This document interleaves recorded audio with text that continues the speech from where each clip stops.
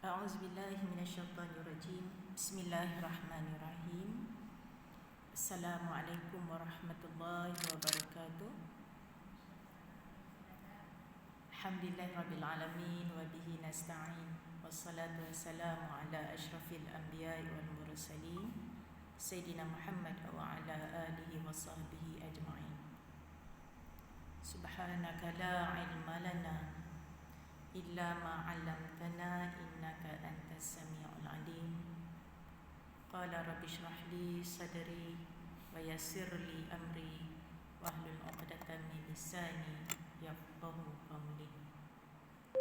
Amma ba'd. Alhamdulillah, apa khabar ibu-ibu semua? InsyaAllah sebenarnya kita dah lama tinggal kelas pengajian disebabkan beberapa kejutan yang kita terima, peningkatan yang mendadak. Walau bagaimanapun kita tak terlepas daripada tanggungjawab kita. Tanggungjawab kita pun sebenarnya kerja kita banyak juga kan. Jadi kita mengisi juga atas kebenaran Tuanku Raja, membenarkan kita boleh hadir ke masjid. Sebenarnya bagi saya memberi ruang pergi ke masjid ni sebenarnya sebagai ubat. Kan kita boleh keluar. Kita duduk main depan rumah, keliling rumah, dalam rumah, masuk dapur, keluar balik depan rumah. Dia jadi ruang lingkup tu dia membataskan kita punya emosi. Okay? Jadi kalau kita langkah jauh sikit, dia macam jadi terapi. Tambah pula kita dapat masuk masjid, masya-Allah. Kan? Dia jadi satu terapi pada kita, jadi ubat pada kita, jadi penawar kepada kita, dia bagi semangat dekat kita. Kan? Kita akan kuat, insya-Allah. Tambah pula kita datang ke rumah Allah. Jadi insyaAllah saya mengharap kepada ibu-ibu semua tidak terlupa untuk membaca doa masuk masjid. Sama-sama kita baca doa. A'udzubillahi minasyaitonirrajim. Bismillahirrahmanirrahim. Kita mula dengan Al-Fatihah. Bismillahirrahmanirrahim. Alhamdulillahirabbil alamin. Ar-Rahmanirrahim. Maliki yaumiddin. Iyyaka na'budu wa iyyaka nasta'in. Ihdinas siratal mustaqim. Siratal ladzina an'amta 'alaihim ghairil maghdubi 'alaihim waladdallin.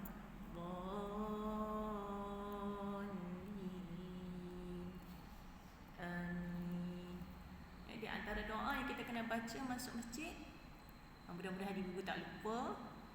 Bismillahirrahmanirrahim. Wassalamun ala rasulillah. Allahumma ftahli abwaba rahmatik. Allahumma ghfirli zunubi waftahli abwaba rahmatik. Allahumma ghfirli, ya Allah ampunkanlah dosa-dosaku. Allahumma ghfirli zunubi waftahli, dan bukakanlah abwaba, pintu-pintu rahmatik, pintu-pintu rahmat Engkau ya Allah. Sebab itu kita kata masya-Allah orang yang datang masjid ni dia, kita kata lain, dia punya antibody dia. Bukan sekadar antibody lawan penyakit, tapi antibody semangat untuk terus kuat. Dalam keadaan kita berada dalam satu era zaman baru kan, nama Madihah kan. Kami sebagai orang tua tak terfikir kita akan berada zaman era baru ni kan. Anak-anak berdepan, celik-celik mata berdepan dengan zaman era baru, di mana kita berada dalam situasi era yang kita kena depani, iaitu era digital. Jadi saya cuba rakam bantu kita punya ibu-ibu yang tak dapat datang. Saya akan cuba upload. Maksudnya walaupun tak dapat datang, tak dapat hadir masjid, rasa tersisih minta maaf, kita bukannya, sebenarnya saya pun bila baca tu kan, saya melawak dengan Ustaz Fairuz. Saya kata saya bukan kali Qoriah juga. Kan, tetapi untuk Kak Biba, untuk Kak Huzaimah, untuk kakak-kakak kita tinggal di kampung sahabat yang berada di luar kawasan kan, sebenarnya kita nak support kan, Jadi insya-Allah saya pun tadi masa pagi tadi rancang macam mana nak bantu kakak-kakak kita supaya mereka juga hilang rindu kan. Kita faham situasi itu. Sebab satu, kita rindu untuk bertemu kan, boleh sembang, boleh kata apa, berjumpa kan. Yang kedua, rindu kepada rumah Allah. Dan yang ketiga, kita dapat manfaat daripada rumah Allah. Di antaranya ialah kita dapat beriktikaf. Jadi Madihah tak dah niat nak iktikaf, sahaja aku beriktikaf dalam masjid ini kerana Allah Ta'ala, niat dalam hati. Iktikaf pada satu ibadah yang dituntut apabila kita masuk rumah Allah. Ibadah yang mudah tapi pahalanya besar, insya-Allah. Okey, di samping saya percaya muslimat semua menunaikan solat tahiyatul masjid dan juga solat duha yang bagi berkesempatan. Jadi insya-Allah sebelum kita mula pengajian kita dalam kitab tadabbur kita, saya bawa satu hadis daripada buku yang dikarang oleh kita kata Al-Imam An-Nawawi, ya, yang diterjemah semula oleh Syekh Yusuf bin Ismail An-Nabhani, ya, ringkasan daripada Riyadhus Salihin Imam An-Nawawi. Kita baca sikitlah antara hadis-hadis daripada baginda Nabi sallallahu alaihi wasallam yang saya tanda.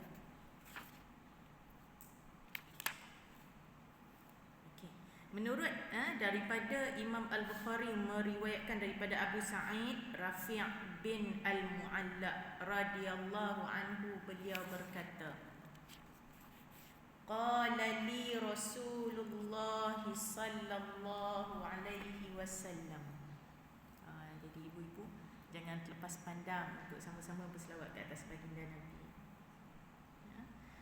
Ala u'allimuka a'zama suratin fil Qur'an qabla an takhruja minal masjid, fa akhadha biyadi falamma aradna an nakhruja qultu ya Rasulullah sallallahu alaihi wasallam, innaka qulta la u'allimannaka a'zama suratin fil Qur'an. Qala alhamdulillahi rabbil alamin, hiya sab'ul mathani wal Qur'anul azimul ladzi utituhu. Jadi kita baca sikit terjemahan. Sebenarnya nak cerita kat kita apakah hadis yang diriwayatkan oleh Abu Sa'id Rafi' bin Mu'alla dan juga Imam Bukhari daripada baginda Nabi SAW tentang kelebihan masuk masjid dan baca satu surah Quran. Jadi saya cuba bawa hadis ini sebagai pengubat rindu pada kita semua. Ya. Kita lihat daripada maksudnya ialah qala li Rasulullah sallallahu alaihi wasallam, Rasulullah sallallahu alaihi wasallam telah berkata kepada saya, ala u'allimuka a'zama suratin fil Quran. Ya. Mahukah saya ajarkan kepada kamu sebesar-besar surah di dalam Al-Quran? Qabla, sebelum, an takhruja minal masjid, ya, sebelum kamu keluar daripada masjid. Maksudnya apa nama, baginda Nabi SAW cakap dengan sahabat, nak tak aku ajak satu surah yang sebesar-besar surah dalam Quran sebelum keluar masjid. Kemudian fa'akhadha biyadi, lalu baginda memegang tangan saya. Maksudnya sungguh-sungguh ni Nabi nak ajak, sebab Nabi pegang tangan tu kan, nak bagi tahu Nabi sungguh-sungguh nak habaq kan. Kemudian falamma aradna an nakhruja, ya, ketika kami hendak keluar dari masjid, maksudnya Rasulullah jalan dengan sahabat, ya, ya Rasulullah innaka qulta, ya, saya berkata wahai Rasulullah, sesungguhnya Tuhan telah mengatakan, ya, la u'allimannaka a'zama suratan fil Quran, ya, saya pasti memberitahu sebesar-besar surah di dalam Quran. Maksudnya Rasulullah nak abang dan Rasul pasti nak abang sebab keadaan Nabi pegang tangan beliau, ya. Kemudian Rasulullah pun menyebut qala alhamdulillahi rabbil alamin, ya, baginda bersabda ia adalah alhamdulillahi rabbil alamin, Maksudnya surah yang bermula dengan Alhamdulillah. Tadi kita baca apa? Surah Fatihah. Surah Fatihah di antara surah yang menjadi ibu Al-Quran. Maksudnya segala kandungan Quran diduduk dekat pembuka tu. Dia dah merangkumi semua. Dari aspek falsafah, maknanya, penghayatannya. Kita kata ihdinas siratal mustaqim kan. Ayat sebelumnya iyyaka na'budu, hanya pada engkau lah na'budu kami sembah, wa iyyaka, hanya pada engkau lah nasta'in, kami mohon segala pertolongan, kami minta tolong sungguh-sungguh. Sebab tu kita kata surah Fatihah ni surah yang besar. Ayat dia pendek tapi falsafah dan maksudnya sangat besar. Kemudian Nabi menyebut hiya sab'u masani, yang merupakan 7 ayat yang dibaca secara berulang-ulang, wal Qur'anul azim, dan Al-Quran yang agung, alladzi utituhu, yang telah dikurniakan kepadaku.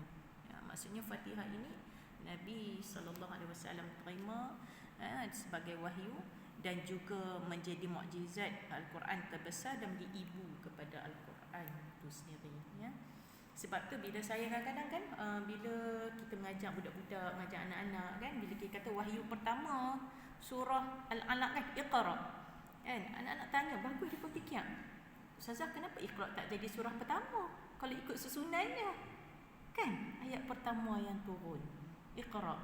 Tapi kita pun bagi tahulah secara logikalnya ialah Iqra tu nak ajak kat kita suruh baca, belajar dengan baca. Sebab tu kita kata kat anak-anak ni kena baca buku. Nak boleh satu-satu manfaat ilmu, kena baca buku. Nak boleh manfaat sesuatu pedoman, kena baca Quran. Nak suruh baca, barulah kita dapat intipati daripada baca tu. Macam itulah ya, insya-Allah. Jadi sebut sikit dari kita bawa hari ni, kita bawa ayat pendek je. Sebab apa kita nak limitkan masa, insya-Allah. Tak apa, kita bawa sikit-sikit tetapi memberi manfaat besar. Muka surat 116. Masya Allah, kita kena ayat 45. Ayat yang sangat cantik ya, muka surat 116, sambungan kita. Saya pun tanda betul tak? Saya tanda pada surah tu betul? Lah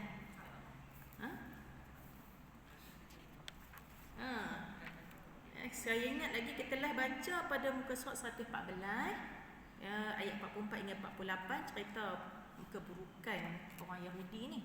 Kemudian hari ini kita masuk tajuk yang kita kata mula-mula tu ayat tu bagus ya. Kita akan baca ayat 45 daripada surah Al-Baqarah ya. Iaitu di bawah kita kata perbincangan ayat ini di mana Allah jadikan sabar dan salat sebagai penolong kita. Okay, kita baca sama-sama insya-Allah. Kita tengok sikit tajwid. أعوذ بالله من الشيطان الرجيم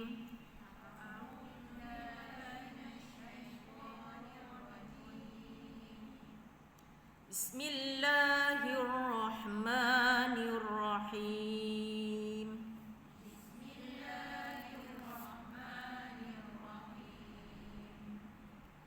واستعينوا بالصبر والصلاة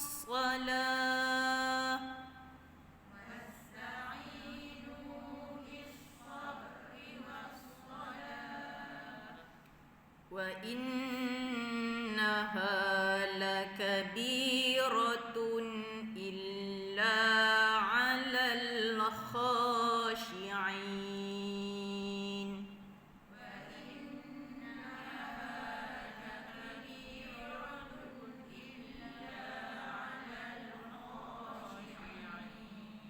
Alhamdulillah, kita baca satu ayat. Jadi saya minta diperdengarkan bacaan kakak-kakak lah. Mungkin kakak-kakak yang hadir ni semua bacaannya baik, tapi kita jadikan dia sebagai murajaah tasmi' bacaan. InsyaAllah Kak Rupiah, jika boleh. Ya, baca.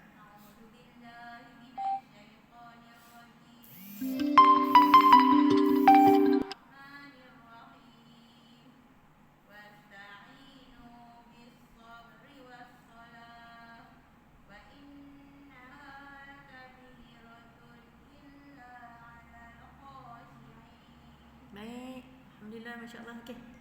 Kak Ruqyah.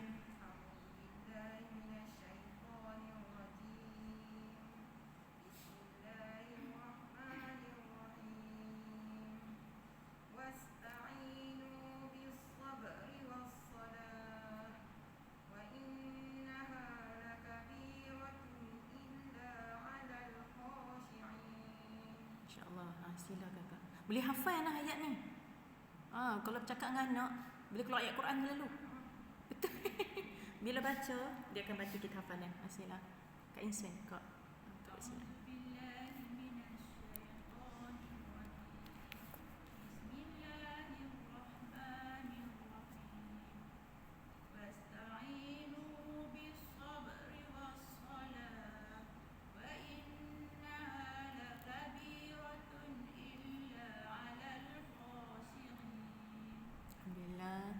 Aziza.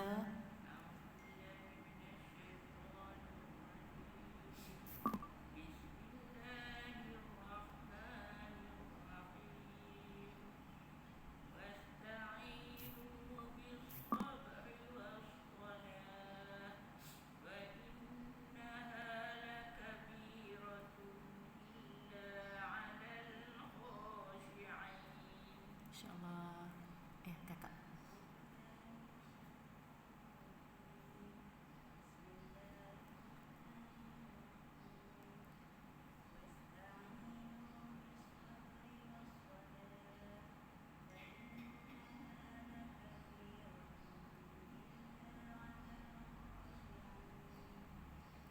Ya, Kak Sabaria sila.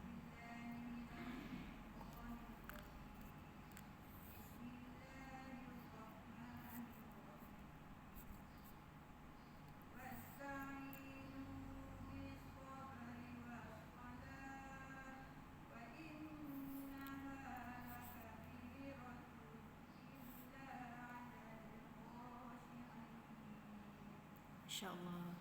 Sila.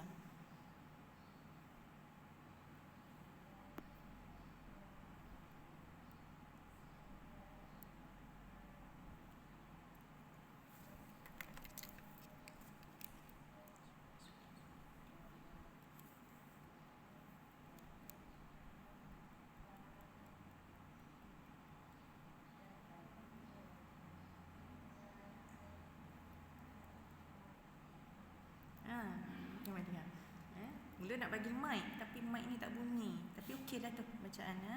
Okey, baik. Sila Kak. Saya tukar Kak Insun dengan Kak Shima. Kak Shima.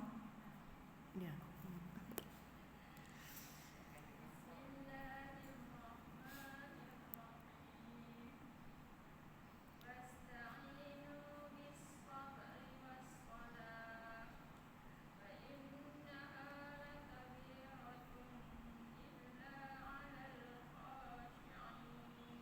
Kak Syima ulang sikit pada wa innaha lakabiratun illa. Kat situ macam ada bunyi dengung. Sebenarnya kan izhar, Kak tak patut dengung ya. Kak ulang sikit wa innaha. Wa innaha. Ulang balik. Boleh.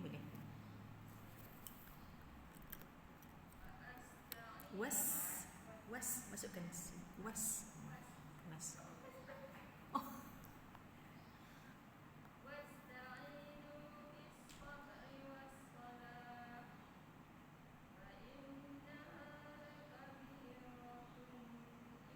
Tak, jangan dengung Kak. Kabiratun illa. Tapi nampak tadi macam bagi time kat dia untuk dengung. Kak Sabaria pangguk. Maksudnya perasan. Kadang-kadang kita tak perasan, tapi orang yang dengar perasan. Tu yang kadang-kadang bila kita tasmid kita nampak lah ada benda yang kita kena diperbetulkan. Betul tak? Kak baca terus. Wa innaha lakabiratun illa. Tadi Kak punya kabiratun tu ada timing. Kabiratun. Dia bunyi macam tu. Kak ulang sikit.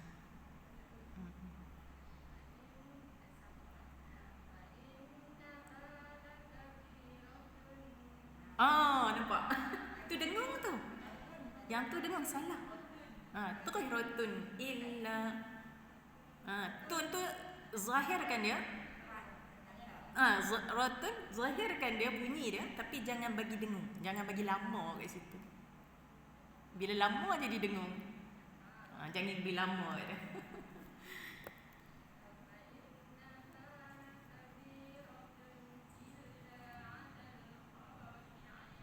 Okey. Betul.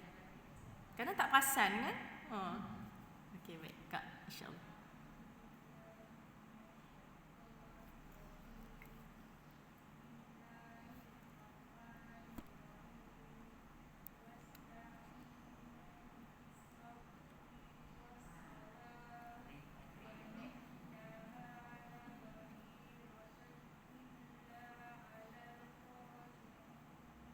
Okey.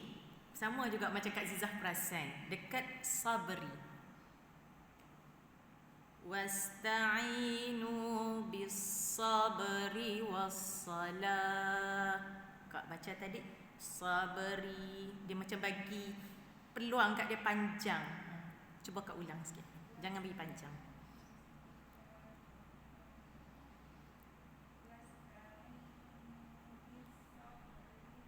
Jangan bagi panjang. Bis-sabri was-salah.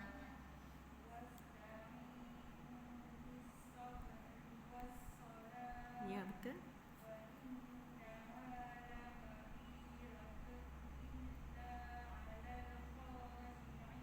InsyaAllah. Alhamdulillah. Okey, baik. Alhamdulillah. Sebenarnya bacaan kita baik. Kadang-kadang tersilap. Biasalah.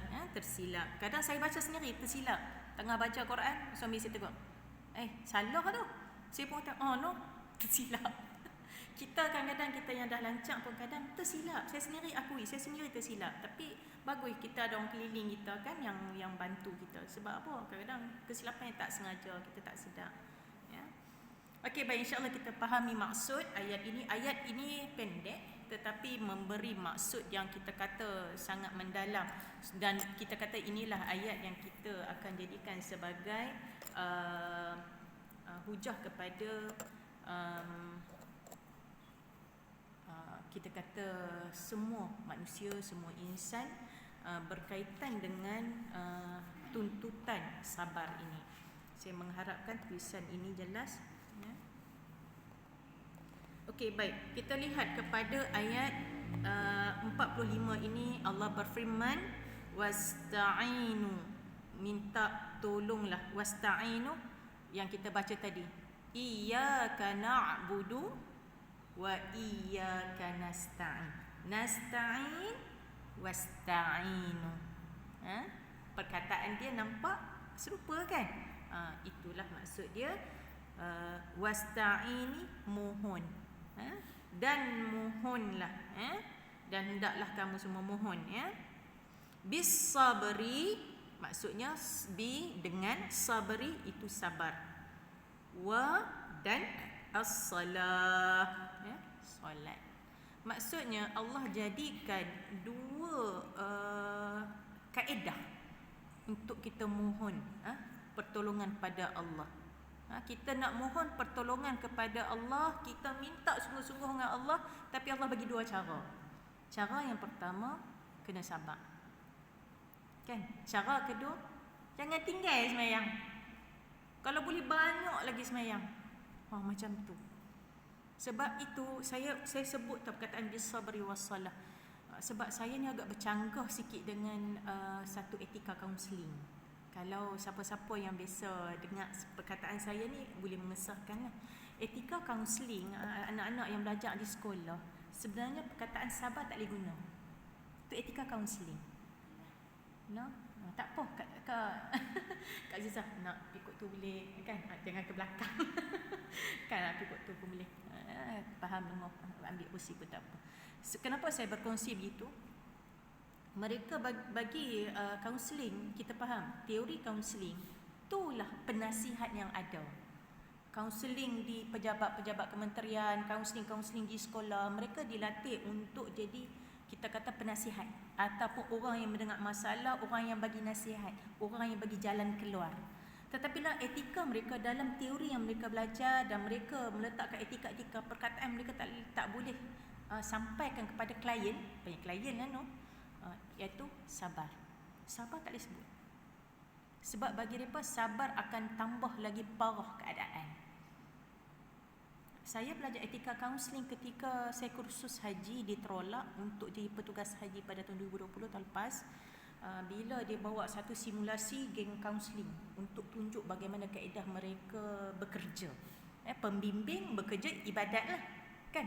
Kita bantu setawaf macam mana, sa'i macam mana kan. Perubatan dia rawat. Kita bawa rombongan kaunseling untuk cover di sana ramai yang tertekan, stres kan, serabut. Bukan kata serabut kerana pandemik, tapi jemaah haji kita serabut sebenarnya. Biasa duduk mandi sehari 3 kali, tak boleh mandi, serabut. Betul tak suara? Kan? Duduk sebilik 2 orang dengan suami, boleh duduk dengan orang lain 4 orang, serabut.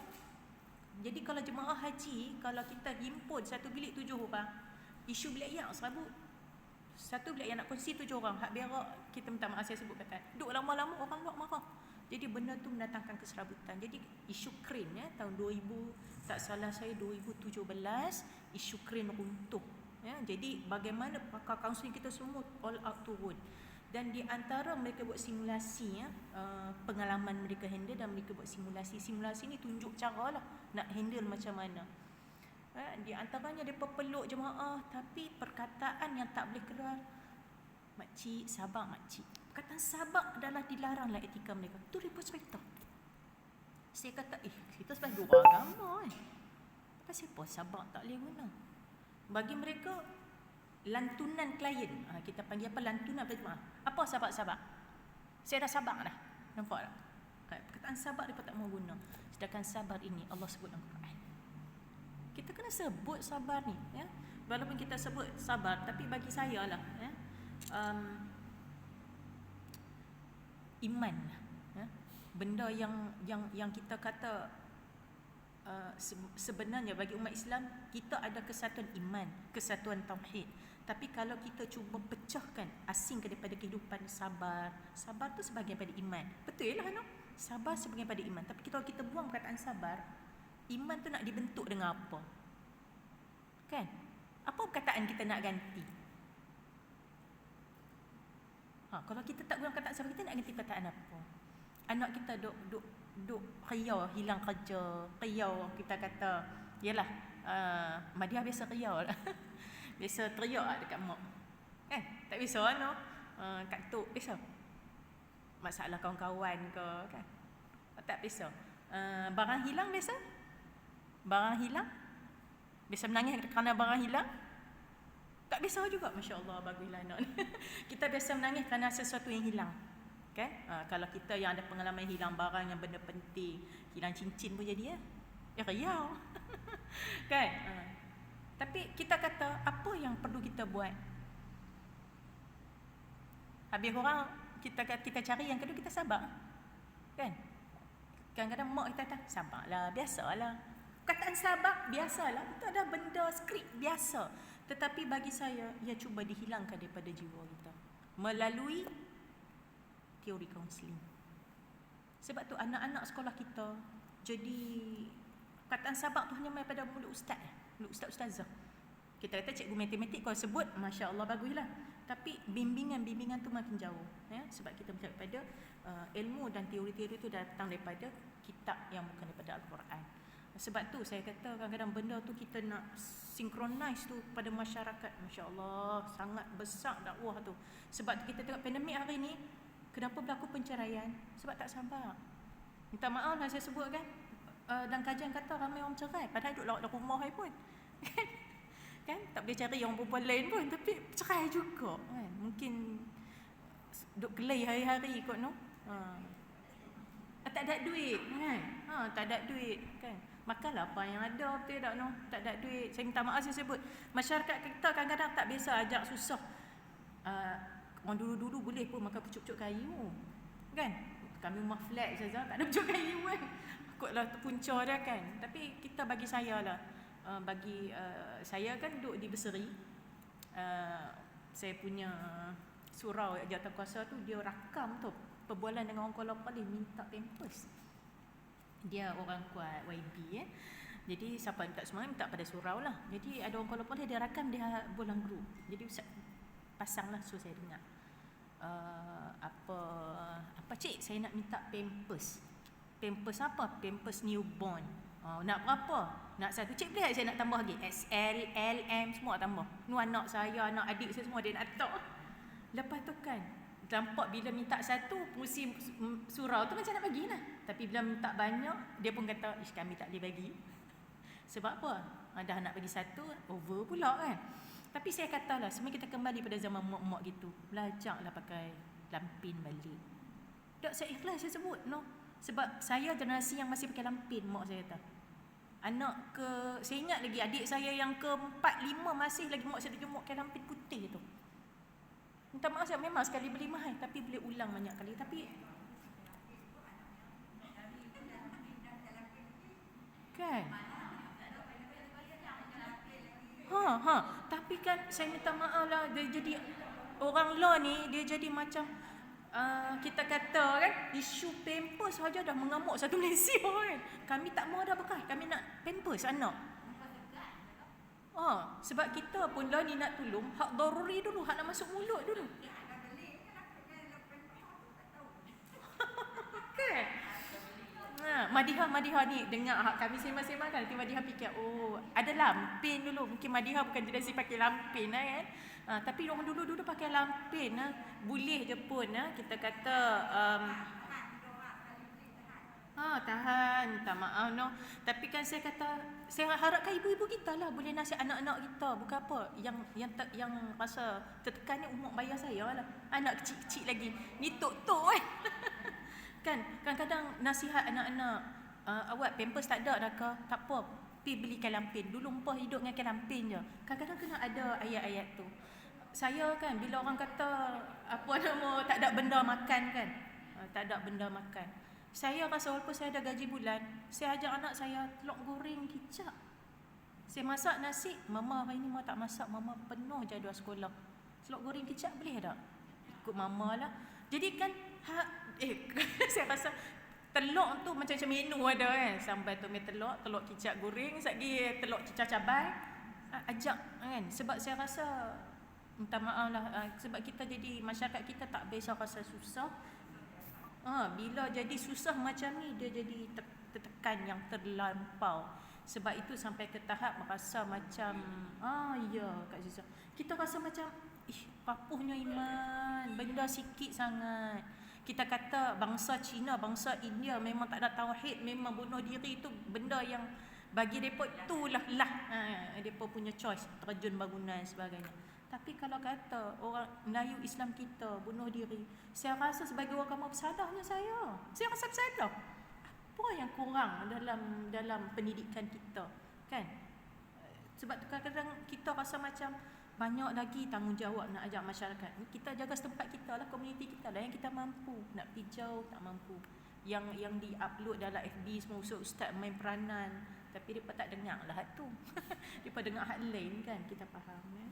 Jadi bagaimana Allah berfirman, Allah mengatakan bahawa jadikan sabar dan sembahyang sebagai penolong kita. Sebab apa? Apabila isu bendera putih, saya nak ulas kat bendera putih ni. Kan kerajaan kata, minta maaf saya sebut jangan duk angkatlah bendera putih. Dia ada satu gambaran image buruk bagi negara luar yang tengok bila bendera putih, maksudnya kita dah habis surrender, pelabur akan lari. Kan pelabur-pelabur ni dia invest. Bila tengok negara kita teruk, baik dia buka kilang di Thailand, di Taiwan. Sebab itu minta maaf saya sebut, negara-negara tu, Mesir khususnya, mereka tak update pun jumlah sakit. Sebab tu kita kata awak kita tinggi lah, negara lain tak tinggi. Strateginya ialah negara lain tak update. Kalau mati-mati, Thailand tak update, padahal mereka penduduk lebih padat. Macam tu. Kita kenapa update? Sebab kita jujur, kita telus. KKM buat kerja sungguh, kan?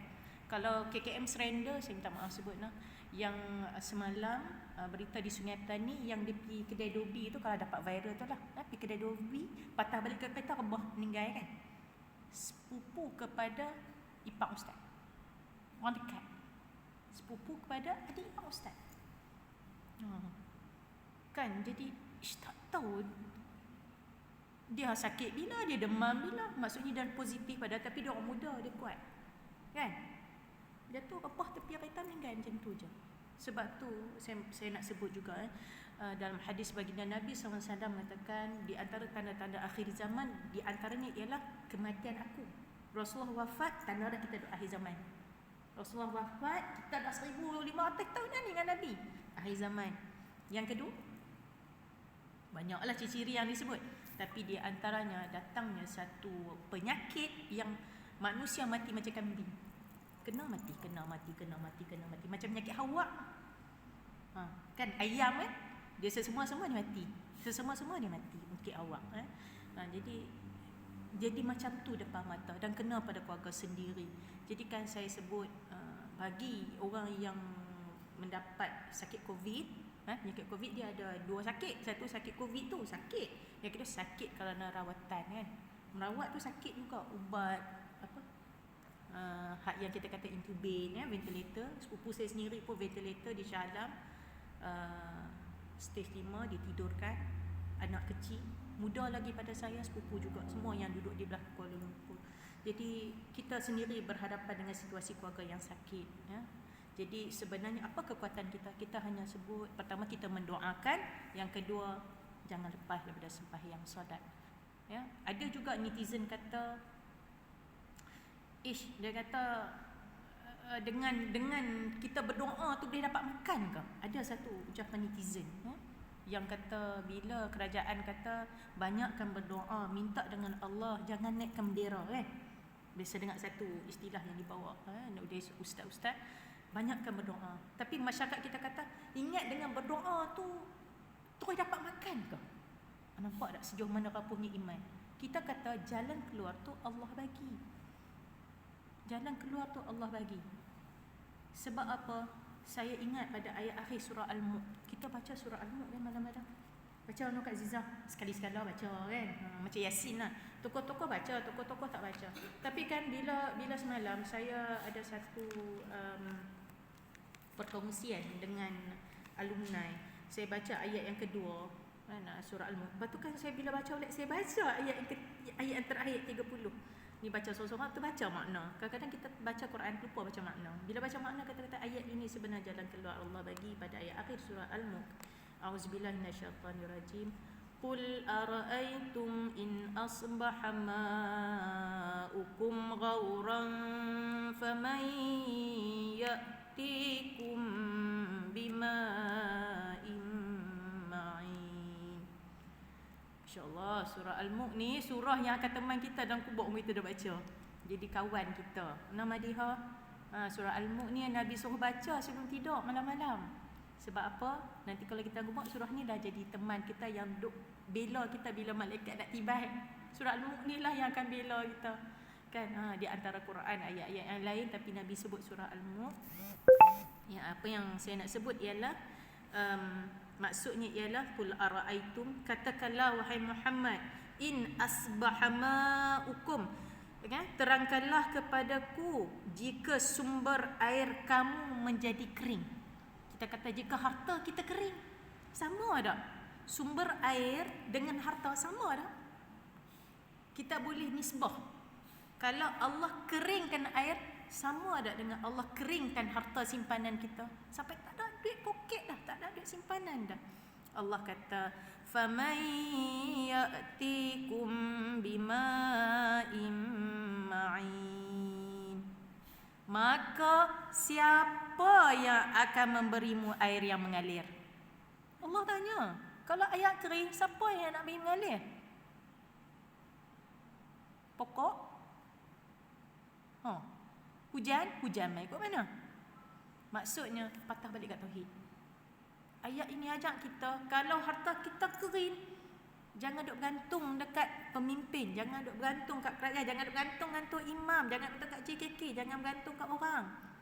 Sebab apa? Yang akan keluarkan harta dan akan sampaikan harta pada kamu adalah Allah. Dengan jalan-jalan manusia. Tapi siapa yang izin? Allah yang izin. Tapi pergantungan pada Allah kita sangat rapuh. Sebab tu saya minta maaf sebutlah netizen. Saya sebut netizen. Hari ni netizen tu jadi fatwa. Orang jadikan tu sebagai kata-kata yang jadi fatwa, orang pegang sungguh. Ustazah ni kita kata juga sebahagian daripada netizen, tapi kadang-kadang dia jadi saingan tu kuat, menyebabkan orang tak nampak bimbingan-bimbingan ustazah. Saya faham ada ustazah yang ikhlas, yang mengajar. Kadang-kadang dia nak kita kembali pada tauhid tu sebenarnya. Jadi bila kita kembali pada tauhid, kita akan berfikir, kan. Kemudian kita tengok sabar dibahagi kepada 3. Satu, sabar dalam ketaat. Yang kedua, sabar kita menjauhi larangan, ya. Kemudian sabar terhadap takdir Allah. Sabar terhadap takdir Allah ni besar, kan? Hak tu yang kita sebut, ya. Sebab itu saya rasa sebutlah kataan sabar kat anak-anak, kena sebut. Kat anak menantu, kat cucu kena sebutlah sabar. Allah suruh sabar.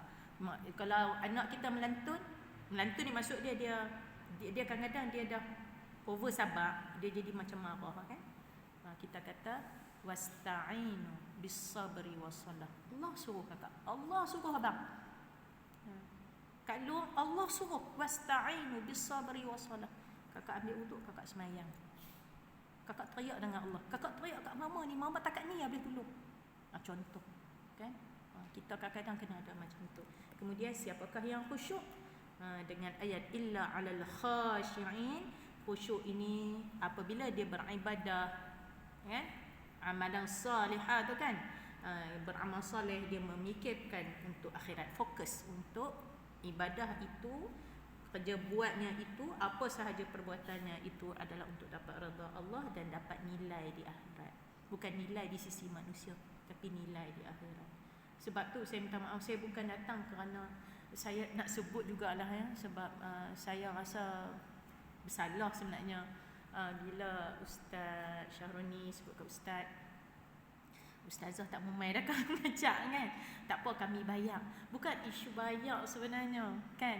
Saya ni bukan nilai kata tak bayar tak memai. Bukan isu tu sebenarnya, ya. Bukan isu bayar, tu nilai manusia pada nilai yang kita dapat di dunia. Saya cuba ikhlas nak mengajak, teringin, tapi kekangan masa. Sebenarnya bila belajar ataupun mengajar dalam bentuk online ni full 7 hari. Setiap Sabtu Ahad ada kursus. Jadi kan saya sampai tak boleh nak mai. Bila jadi saya doa atok, kita ni sagi ada kelas ni. Kelas dengan Jaib, kelas dengan Jakim. Kursus-kursus ni Pak anjurkan secara atas talian, menyebabkan mereka ambil Sabtu Ahad. Jadi kan memang penuh. Sebab mereka pun nak habiskan tahun tu, kan, nak tutup akaun tu, mereka habis kursus dalam bentuk macam tu. Sebab tangguh lama dah. Jadi kan buat juga. Jadi Sabtu Ahad tu penuh. Jaib yang urus takmir pun buat kursus juga kat ustazah sehari-hari setiap hari Sabtu. Jadi kita pun penuh jadual. Jadi alhamdulillah sebenarnya hari ni saya lapang. Betul semalam baru saya kata kat ustaz, dah Ustaz Syahroni pun jemput, saya nak kembalilah pergi masjid. Tu yang saya cuba tanya, kan. Jadi mudah-mudahan insya-Allah saya pun cuba hadir, dan saya pun rasa seronok dengan hadir. Setakat ini saja daripada saya. Aku qauli hadza wastaghfirullah li wa lakum. Assalamualaikum warahmatullahi wabarakatuh. Jadi mudah-mudahan dapat manfaat, dan kita sama-sama tutup majlis dengan tasbih kafarah dan suratul As. Subhanakallahumma wa bihamdika asyhadu an la ilaha illa anta astaghfiruka wa atubu ilaik. Bismillahirrahmanirrahim. Al-insana lafi khusr illa allazina amanu wa 'amilus solihati wa tawasaw bil haqq wa tawasaw bis sabr. Assalamualaikum warahmatullahi wabarakatuh. InsyaAllah, terima kasih pada ibu-ibu semua yang hadir. Jadi mudah-mudahan rakaman yang saya buat ini saya akan upload dalam grup yang boleh kita sama-sama kongsikan. Okey, tidak ada makan Kak Ruqyah. Jadi kita makan di rumah masing-masing insya-Allah kalau sempat. Kan sempat masak, bolehlah, ya. Dan saya mohon maaf atas kekurangan.